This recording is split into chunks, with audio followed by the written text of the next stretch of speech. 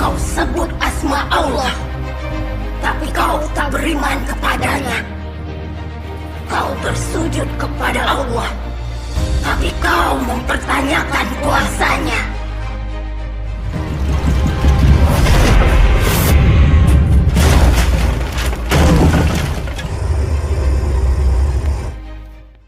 Halo Sobat Horor, berikut adalah kisah Ustadz ahli ruqyah yang melawan jin. Tapi sebelum kita lanjut, jangan lupa klik tombol subscribe terlebih dahulu agar tidak ketinggalan video terbaru dari kita. Kisah seorang ustadz yang bernama Kodrat, dirinya yang mempunyai keahlian untuk mengusir iblis jahat dari tubuh seseorang, justru dia gagal mengusir iblis tersebut dari tubuh anaknya sendiri, sehingga membuat anaknya tewas. Setelah beberapa tahun kemudian, dia harus menyelamatkan desanya yang sudah diteror oleh iblis tersebut. Sudah banyak korban yang berjatuhan dari teror iblis itu. Kini dia harus berhadapan kembali dengan iblis tersebut, yang kesaktiannya sangat luar biasa. Nah, bagaimana keseruan filmnya? Yuk kita saksikan alur cerita film Kodrat.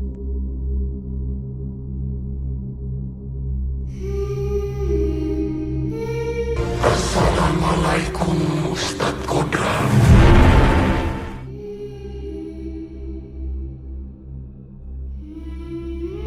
Film dimulai, ketika saat itu kita melihat anaknya Ustadz Kodrat yang bernama Alif Fatanah. Dia sedang dirasuki oleh iblis jahat yang bernama Aswala. Kodrat terus berusaha untuk mengusir iblis itu dari tubuh anaknya, akan tetapi Aswala mempunyai kekuatan yang luar biasa, sehingga membuat Kodrat kesulitan untuk melawannya.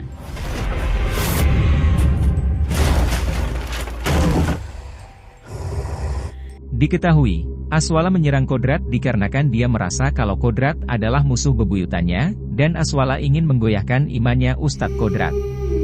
Dari pertarungan itu akhirnya Aswala dengan liciknya, dia mematahkan leher Alif, sehingga membuatnya meninggal dunia.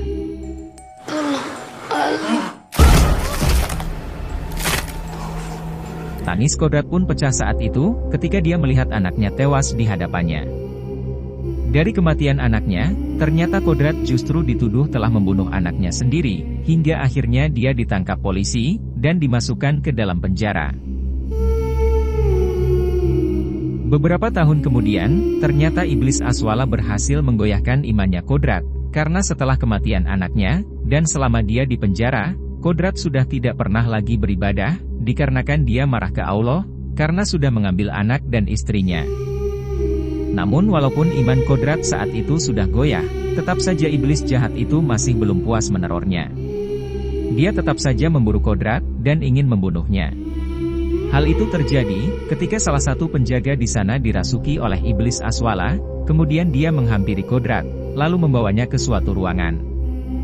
Sesampainya di salah satu ruangan, kemudian Aswala mulai menggantungnya. Untungnya, tak berapa lama, beberapa penjaga berhasil menghentikannya. Tapi sayangnya, secara perlahan, kesadaran Kodrat mulai menghilang, dan setelah diperiksa, Kodrat dinyatakan meninggal dunia.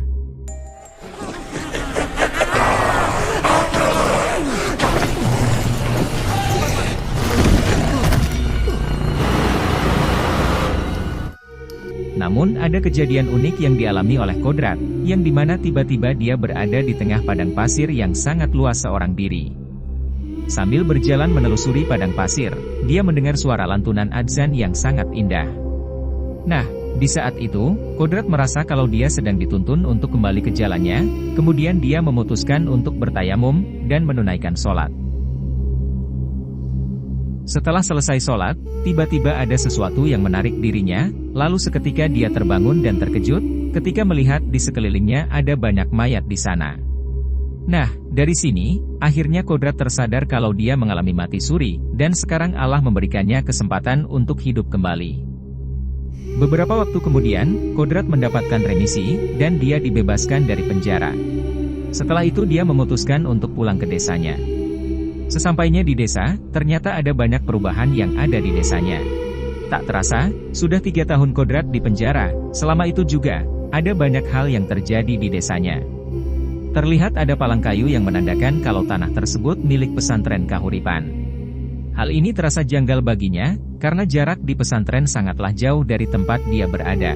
Tapi entah kenapa, tanah tersebut justru milik pesantren tempat dia menuntut ilmu. Setelah itu, Kodrat mulai memasuki desa. Akan tetapi, ketika dia baru saja memasuki desa, Kodrat sudah disambut dengan suara teriakan dari seseorang yang sedang kesurupan. Kodrat sempat terdiam sejenak, dan dia ingin sekali membantu meruqyah untuk mengusir iblis jahat yang merasuki orang tersebut. Tapi rasa trauma yang mendalam membuatnya menjadi enggan untuk membantunya, dan dia memilih untuk pergi dari sana menuju pesantren Kahuripan. Memang, di saat itu ada seorang anak yang bernama Jihan, sedang mengalami kesurupan, dan beberapa warga desa melakukan pengajian di rumahnya, berharap iblis yang merasuki Jihan keluar dari tubuhnya. Di kondisi yang sedang panik dan takut, tiba-tiba Tanti selaku ibunya Jihan, dia didatangi oleh temannya yang bernama Yasmin. Awalnya, Yasmin datang untuk menenangkan Tanti yang terus menangisi kondisi anaknya. Tapi dikarenakan kondisi desa yang sedang memprihatinkan, yang dimana semua kebun milik petani di desa itu, mengalami gagal panen, sehingga membuat warga desa kesulitan untuk mendapatkan uang. Yasmin pun dengan berat hati terpaksa menagih hutangnya Tanti, karena sudah 3 bulan dia menunggak biaya sekolah anaknya. Sambil menangis, Tanti menjawab, kalau dia belum mempunyai uang untuk membayarnya. Belum sempat mereka menyelesaikan pembicaraan itu, tiba-tiba Jihan kembali mengamuk. Walaupun kakinya sedang dipasung, beberapa warga desa tetap menahannya sambil Tanti juga mencoba untuk menenangkannya. Tapi sayangnya, tubuh Jihan sudah dikuasai iblis jahat, yang membuatnya terus berontak yang akhirnya Jihan membenturkan kepalanya sendiri dengan sangat keras, hingga membuatnya meninggal dunia.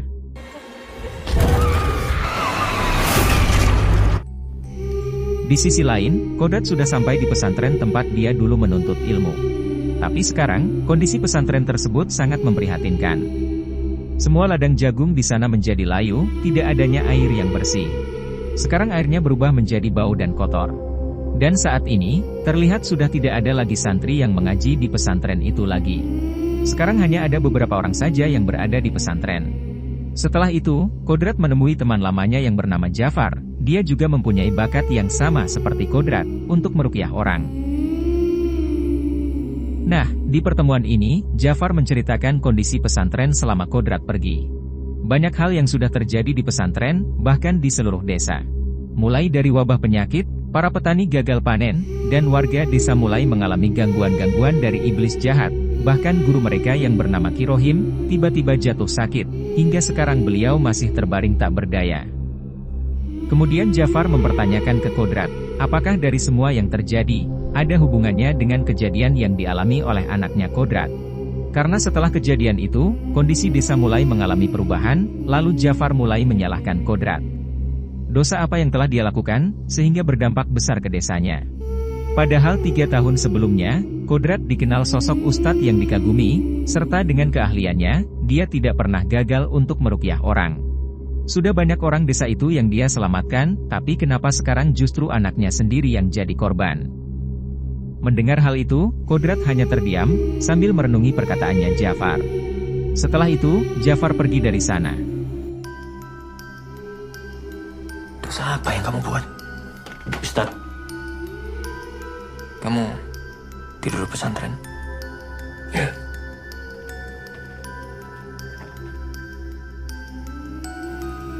Di keesokan harinya, kita berada di kediaman Yasmin.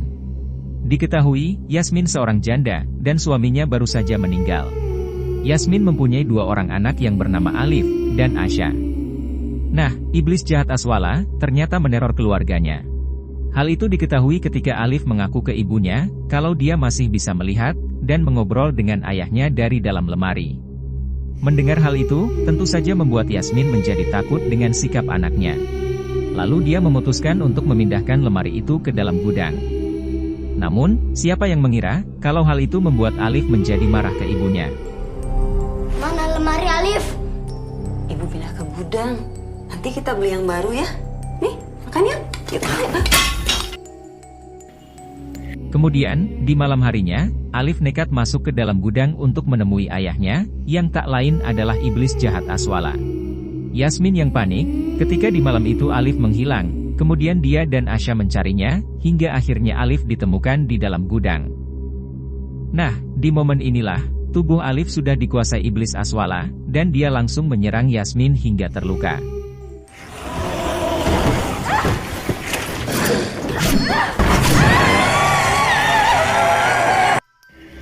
Untungnya, Yasmin berhasil melarikan diri dan keluar dari gudang, lalu dia langsung mengunci gudangnya, dan setelah itu dia pergi ke pesantren Kahuripan, untuk menemui Ustadz Jafar, dan meminta bantuan meruqyah anaknya. Tapi sayangnya, sesampainya di pesantren, Ustadz Jafar sedang tidak ada di tempat. Dan di saat itu, dia bertemu dengan Ustadz Kodrat. Dengan kondisi yang panik dan ketakutan, Yasmin memohon ke Ustadz Kodrat agar dia bisa menolong anaknya. Awalnya, Kodrat menolaknya. Tapi setelah dia mendengar nama anaknya Yasmin, yang dimana namanya sama dengan nama anaknya, dari sinilah akhirnya Kodrat bersedia membantunya. Di saat Yasmin sedang berada di pesantren, di saat itu Asya yang terjebak untuk menyelamatkan adiknya yang dikurung di dalam gudang. Kemudian Asya berusaha untuk membuka pintu gudang. Dan setelah berhasil dibuka, Asya digiring ke arah lemari, hingga dia masuk ke dalam pengaruh iblis Aswala. Tapi kembalikan dulu ke Alif. Terlihat di sana, Asya seperti kembali ke masa lalu, dan dia melihat ayahnya yang sudah menyiapkan kue ulang tahun untuknya.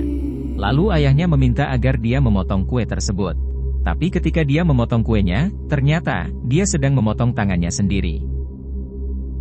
Untungnya, Kodrat dan Yasmin segera datang, dan mereka berhasil menyelamatkan Asya. Namun di momen inilah, terjadi pertarungan antara Kodrat dan Aswala yang berada di tubuh Alif.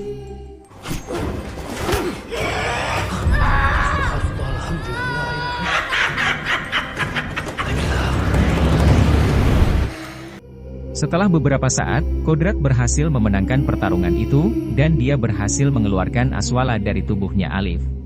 Setelah itu, Kodrat pulang ke pesantren. Nah, selama di perjalanan, Kodrat dihadang oleh iblis Aswala dalam wujud seekor anjing. Kemudian iblis tersebut seketika menyerang Kodrat, hingga membuatnya terjatuh ke dalam jurang. Dengan tubuh yang terluka, Kodrat berusaha untuk bangkit, dan firasatnya mengatakan, kalau Aswala akan kembali merasuki tubuhnya Alif. Dan benar saja, di saat yang bersamaan, ternyata Alif kembali dirasuki iblis jahat itu, lalu dia ingin menyerang Yasmin dan Asya. Untungnya, tak berapa lama, Ustadz Jafar datang dan dia langsung menyelamatkan Alif, dan setelah itu, Jafar akan membawa Alif ke pesantren untuk diruqyah. Tapi, sebelum Alif dibawa, Ustadz Jafar meminta bayaran ke Yasmin, atas jasanya meruqyah Alif. Yasmin yang tak ada pilihan lain, dia pun menyetujuinya dengan memberikan sebidang tanah peninggalan suaminya, untuk dijadikan bayaran ke Ustadz Jafar. Tak berapa lama, tiba-tiba Kodrat muncul, dan dia langsung meminta ke Jafar, agar dia saja yang menangani Alif. Tapi sayangnya, Jafar menolaknya dengan tegas, dan tak mengizinkan Kodrat untuk menanganinya, karena Jafar tak ingin Alif menjadi korban, atas kegagalan Kodrat dalam meruqyah. Mendengar hal itu, Kodrat hanya terdiam, dan dia membiarkan Jafar pergi begitu saja dari sana membawa Alif. Di keesokan harinya, terlihat Alif sudah berhasil diobati oleh Jafar, dan dia sudah diperbolehkan untuk pulang. Tapi sebelum mereka pulang, Kodrat sempat memberikan pencerahan ke Asya, yang di saat itu Asya merasakan kalau dirinya lah penyebab dari kecacatan adiknya. Nah, di momen ini, tanpa disengaja, mereka bertemu dengan Tanti dan suaminya. Di saat itu, tiba-tiba suaminya Tanti marah besar ke Kodrat, karena dia sudah merelakan sebagian ladangnya untuk dijadikan bayaran untuk mengobati anaknya, tapi nyatanya anak mereka tetap saja meninggal setelah dirasuki oleh iblis jahat itu. Dengan penuh amarah, suami Tanti langsung memukul Kodrat. Tapi seketika suasana menjadi berubah, ketika Tanti tiba-tiba nekat bunuh diri dengan melompat ke jurang. Hal itu dilakukan, karena Tanti merasa depresi setelah kehilangan anaknya. Namun dari sini, akhirnya terungkap, kalau ternyata Jafar memanfaatkan keahliannya, untuk meruqyah orang-orang yang kesurupan, dengan meminta bayaran berupa sebidang tanah. Hal itu tentunya membuat Kodrat menjadi marah, dan dia langsung menanyakan ke Jafar, terkait bayaran yang dia minta, untuk meruqyah warga desa yang mengalami kesurupan. Lalu Kodrat juga memberitahu Jafar, tidak meminta bayaran ke keluarga Yasmin, setelah dia berhasil menyembuhkan anaknya. Jafar yang mendengar perkataan Kodrat, dia justru menentangnya, dengan alasan bayaran yang dia minta itu, akan digunakan untuk mengembangkan pesantren Kahuripan. Setelah dirasa kalau Kodrat hanyalah seorang pengganggu baginya, lalu dia menyuruh anak buahnya untuk mengusir Kodrat dari pesantren. Di malam harinya, ketika Yasmin sedang bersama anaknya, dia memberikan minuman yang sudah dibacakan doa-doa oleh Ustadz Jafar, dan tak berapa lama, tiba-tiba listrik di rumahnya padam. Kemudian Yasmin langsung pergi segera ke dalam gudang, untuk menghidupkan genset, agar listrik di rumahnya kembali menyala.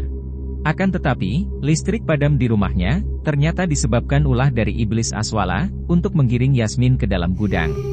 Dan setelah itu, Aswala mulai menyerang Yasmin, dan merasuki tubuhnya.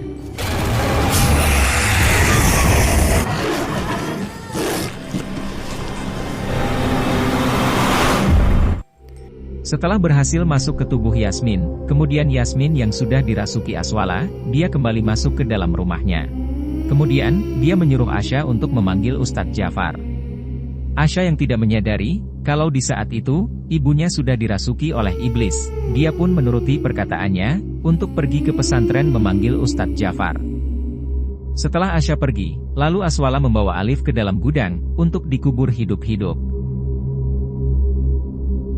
Di sisi lain, sebelum Kodrat meninggalkan pesantren itu, dia menyempatkan berzikir sejenak, sambil berpikir terkait perbuatan Jafar yang sengaja meminta bayaran ke keluarga desa, yang meminta bantuannya untuk meruqyah. Terpintas di pikirannya, kalau Jafar dengan sengaja melakukan itu, untuk memperkaya dirinya sendiri. Kodrat yang tak tahan melihat kelakuan Jafar, kemudian dia menjadi sangat marah, dan terjadilah perkelahian antara Kodrat dan anak buahnya Jafar. Setelah dia berhasil melumpuhkan anak buahnya Jafar, lalu dia mencari keberadaannya Jafar, yang akhirnya dia ditemukan di salah satu ruangan, yang di dalamnya seperti tempat pemujaan iblis. Nah, dari sinilah akhirnya terungkap, kalau semua ini dalangnya adalah Jafar. Dari semua kejadian yang ada di desa, bahkan, kejadian yang menimpa keluarga Kodrat, ternyata Jafarlah yang dengan sengaja melakukannya. Hal itu dilakukan, dikarenakan Jafar ingin menyingkirkan Kodrat dari desa ini, agar dia tidak mempunyai saingan dalam bisnis ruqyah. Kemudian untuk memperlancar aksinya, Jafar memutuskan untuk menyembah Aswala, dan meminta bantuannya, untuk menyingkirkan Kodrat dari desa ini. Setelah mengetahui perbuatan Jafar, lalu Kodrat menjadi sangat marah, dan terjadilah perkelahian di antara mereka. Di tengah-tengah perkelahian mereka, Jafar sempat mengajak Kodrat untuk menyembah Aswala, dan Jafar menyuruhnya untuk meminum darah persembahan. Namun Kodrat dengan tegas menolaknya, dan terjadi kembali perkelahian di antara mereka, yang akhirnya Jafar berhasil dikalahkan, dan dia tewas di tempat.